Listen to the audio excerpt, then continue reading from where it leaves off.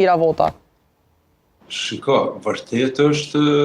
pyetje që nuk mund të merr përgjigje definitive, por duhet përgjigjemi mbas të hipotezave. Pra në qoftë se shohim këtë grup të deputetëve të cilëve janë minusuar tashmë pas rinumërimit votave, ka deputet që kanë me 10.000 vota, pra dhe votat e munguara tashmë pas rinumërimit nuk ndikojnë fare në zgjedhjen apo jo të tyre si deputet. Prandaj mbi këtë hipotezë unë jo në formë shablon si disa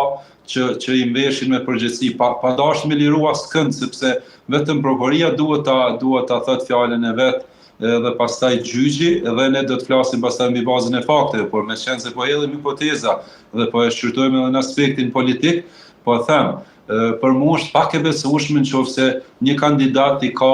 rreth 30.000 ose 40.000 votave dhe nëse janë minusuar rreth 500 apo 400 vota, unë nuk e shoh si të mundshme që ai ose ajo ka kërkuar që t'i shtohen këto vota. Pra,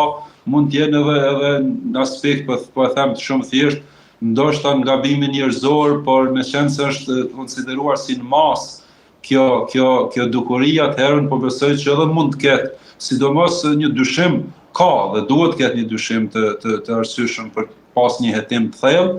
por nuk duhet prejudikuar dhe